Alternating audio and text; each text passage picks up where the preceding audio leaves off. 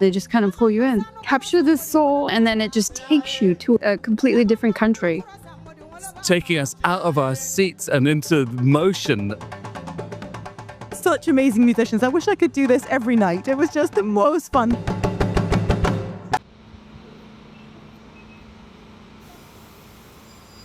ഇത് സ്കോട്ട്ലൻഡിലെ എഡിൻബറോ നഗരം.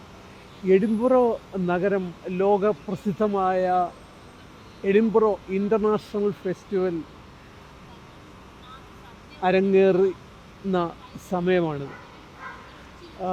ഇവിടെ ഒരു 3 ആഴ്ചയോളം ഈ ഫ്രിഞ്ച് ഫെസ്റ്റിവൽ ലോകത്തിലെ വിവിധ തരത്തിലുള്ള കലാരൂപങ്ങൾ, സംഗീതം, കോമഡി, തിയേറ്റർ, സിനിമ ഒക്കെ പ്രദർശിപ്പിക്കുന്ന ലോകപ്രസിദ്ധമായ എഡിൻബറോ ഇൻ്റർനാഷണൽ ഫെസ്റ്റിവൽ നടക്കുകയാണ്.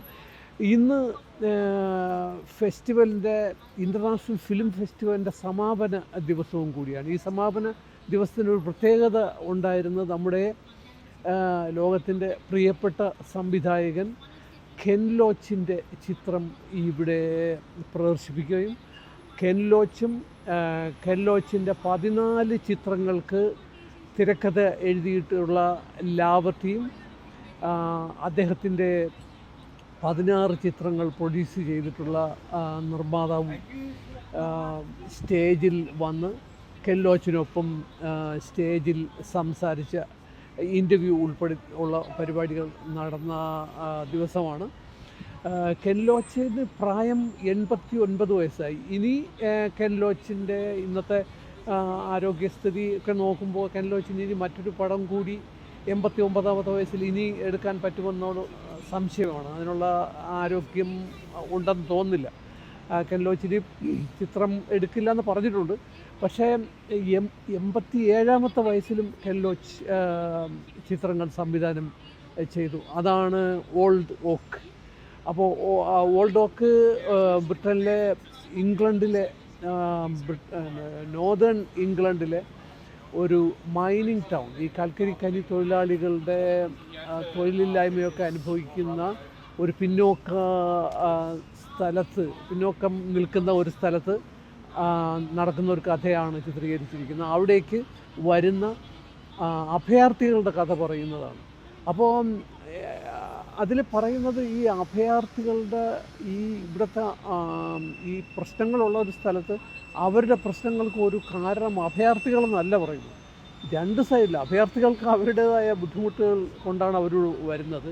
അതേസമയം ഇവിടുത്തെ ആളുകൾക്ക്, തൊഴിലില്ലാത്ത ആളുകൾക്ക് അവരുടേതായ പ്രശ്നങ്ങളുണ്ട്. അപ്പോൾ രണ്ടിനും പരിഹാരം ഉണ്ടാവണം, അത് ഒരുമിച്ച് പരിഹാരം കണ്ടെത്തണം എന്നുള്ള സന്ദേശമാണ് പറയുന്നത്.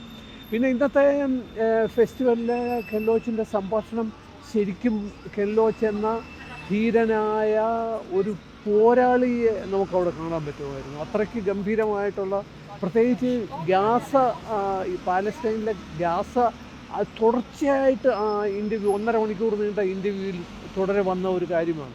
അപ്പോൾ ഗാസയിലെ സംഭവങ്ങൾക്ക് ഗവൺമെൻറ്റുകൾ പലതും തീരുമാനങ്ങൾ എടുക്കേണ്ടത്, ഇസ്രായേലിനെതിരെ തീരുമാനങ്ങൾ എടുക്കേണ്ടത് നടക്കാതിരിക്കുന്നത് മനുഷ്യത്വരഹിതമാണെന്നും മനുഷ്യത്വ വിരുദ്ധമാണെന്നും വളരെ ശക്തമായിട്ട് ത്രൂ ഔട്ട് പറയുകയായിരുന്നു. പിന്നെ പുതിയ സംവിധായകർക്ക് എന്താണ് നിങ്ങളുടെ നിർദ്ദേശം കൊടുക്കാനുള്ളതെന്ന് ചോദിക്കുമ്പോൾ വളരെ വ്യക്തമായിട്ട് കെൻ ലോച്ചിന് മറുപടിയുണ്ട്. അതായത് നിങ്ങളുടെ കയ്യിലൊരു മൊബൈൽ ഫോണാണെങ്കിൽ തന്നെയും നിങ്ങൾക്ക് പറയാനുള്ളത് ധൈര്യമായിട്ട് പറയുക, അതിലൂടെ നിങ്ങൾക്ക് പറയാനുള്ള ശക്തമായ സന്ദേശം പുറത്തു കൊണ്ടുവരിക എന്ന് കെൻ ലോച്ച് പറയുന്നുണ്ട്. അപ്പോൾ കെൻ ലോച്ച് എന്ന ആ ലോകപ്രസിദ്ധ സംവിധായകൻ ശരിക്കും ഒരു ഫൈറ്റിംഗ് സ്പിരിറ്റിൽ ഒരു പോരാളി ആയിട്ട് തന്നെയാണ് പ്രവർത്തിക്കുന്നത്. അപ്പോൾ കെൻ ലോച്ച് എന്ന സംവിധായകൻ എന്ന് പറയുമ്പോൾ വെറും പോരാളി അല്ലെങ്കിൽ ഒരു ആ രീതിക്ക് മാത്രം കാണാൻ പാടില്ല. കാരണം കാൻ ഫിലിം ഫെസ്റ്റിവലിൽ ഉന്നതമായ പാംഡോർ അവാർഡ് 2 പ്രാവശ്യം നേടിയിട്ടുള്ള ആളാണ്.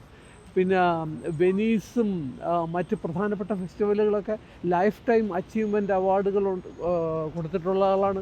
വിവിധ യൂണിവേഴ്സിറ്റികൾ ഡോക്ടറേറ്റ് നൽകിയിട്ടുള്ള ആളാണ്. ഏതായാലും കെൻ ലോച്ച് അപ്പോഴും കെൻ ലോച്ച് ഒരു ഫൈറ്റർ തന്നെയാണ്. അപ്പോൾ അതൊന്ന് വളരെ വ്യക്തമായിട്ട് ഇന്നത്തെ സംഭാഷണത്തിൽ തെളിയുകയുമുണ്ടായി. എനിക്ക് വ്യക്തിപരമായിട്ടൊരു സന്തോഷമുണ്ട്. എൻ്റെ പുസ്തകത്തിൽ റേ മുതൽ ലണ്ടൻ ഫെസ്റ്റിവൽ വരെ എൻ്റെ 41 വർഷത്തെ ലണ്ടൻ ഫിലിം ഫെസ്റ്റിവൽ കവർ ചെയ്ത അനുഭവത്തിൽ നിന്നുള്ള പുസ്തകം. ആ പുസ്തകത്തിലെ ഒരധ്യായം കെൻ ലോച്ചിനെ കുറിച്ചാണ്. അപ്പോൾ ആ പുസ്തകം എനിക്ക് കൊടുക്കാൻ കഴിഞ്ഞു.